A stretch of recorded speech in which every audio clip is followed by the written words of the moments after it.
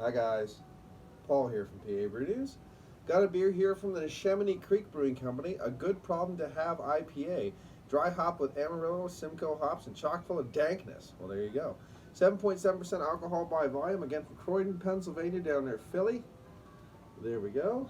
Hopefully my pumpkin will illuminate the can a little bit. That's good. Got my little Avery glass that I picked up at Bloom Brew in Bloomsburg, Pennsylvania, and picked this one up at the same place. There we go.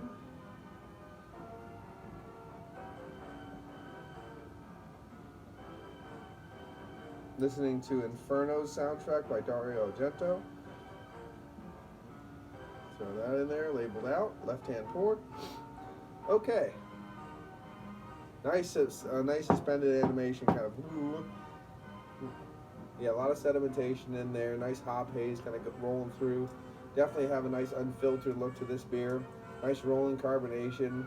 Subtle but rolling.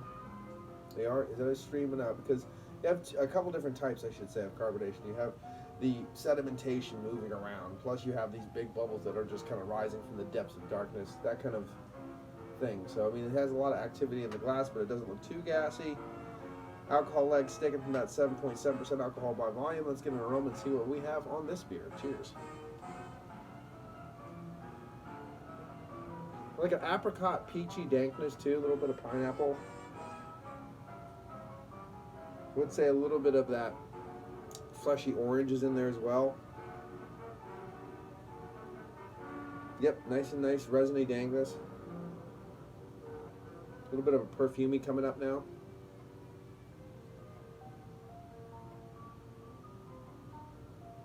A little pepperiness, a little bit of hint of a caramel. Cheers.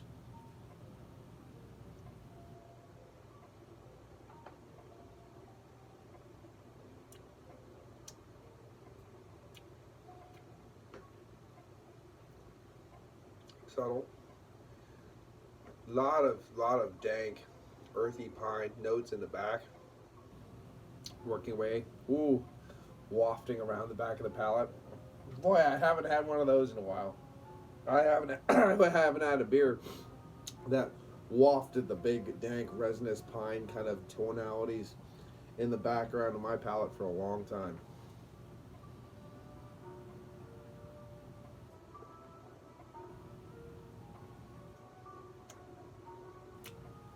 It's so subtle up front, and then after you get it down, then it hits you. Wow. Earthy, dank, a little bit of nuanced pine hitting the palate. Really just a lot of earthiness too, hitting the palate, wafting away, bringing a slight resinous dankness to it. Wow, really just fills the whole palate up with that earthy whap of soft pine, earthiness, resinous, more herbal kind of quality, but it's not extremely dynamic. You know what I mean? It has a bombastic end, whoa, but it's not like very overly dynamic. You can't. There's not like different things happening that you can really pinpoint. Just this, just these tonalities filling the palate, but it's very it's very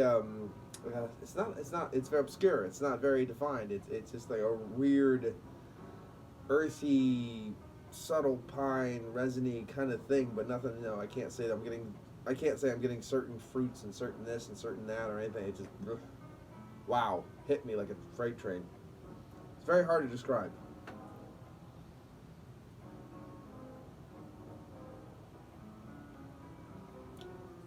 Getting the aforementioned aromas as you breathe it in, but the beer itself isn't bringing a lot of those other beautiful flavors and aromas to the table in the taste.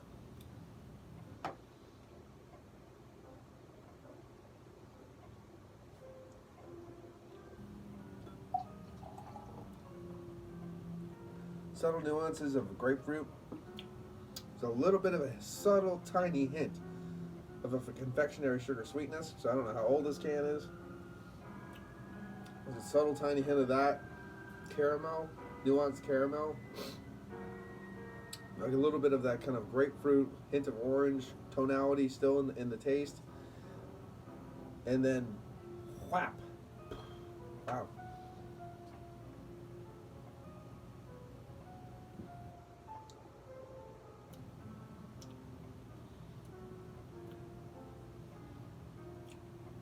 Now as I drink it, I'm getting more acclimated to that wop in the back of the palate.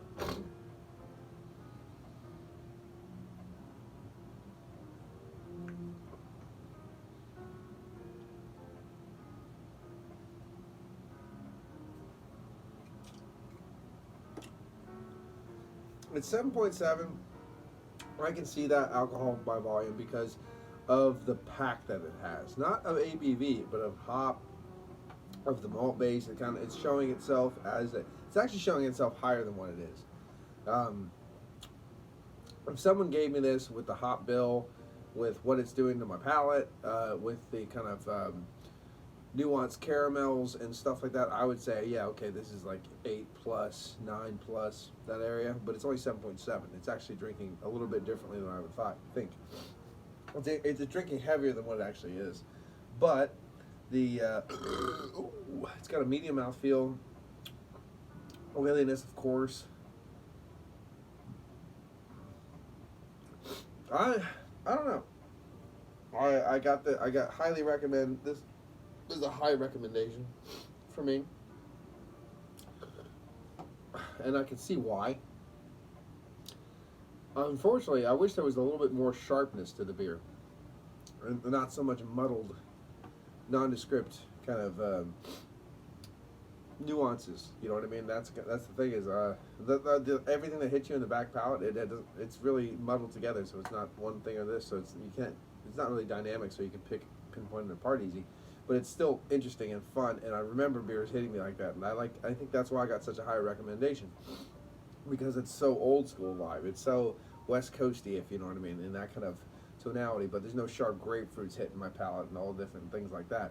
You need a little bit of perfuminess still wafting away on the palate. That's to be expected. Nice little hints of grapefruit and tangerine in the taste, or fleshy orange, as to be expected. But they're very nuanced. They're very subtle. The only thing that's bombastic is the whop in the back of the palate that hits you. So, it is chock full of that. So there we go. Neshamiany Creek is 909 Ray Avenue, Croydon, Pennsylvania. NeshamianyCreekBrewing.com. I think it's NCB something beer on Twitter. I think it is something like that. But a good problem to have. It says sold out all over this can, and that is a good problem as a brewer to have. Sold out. Must have did something right. Well, I'll say this is a good beer. I like the beer. As far as other double IPAs, and especially the ones that are trying to give you a little bit more of that West Coast vibe, it's okay. It's all right. My personal enjoyment, the whole overall, putting those together, probably going to give it a above solid score. I'm going to give it an 8 out of 10. 8 out of 10 from the Neshamiany Creek Brewing Company is a good problem to have IPA. This is Paul for PABrewNews. Cheers.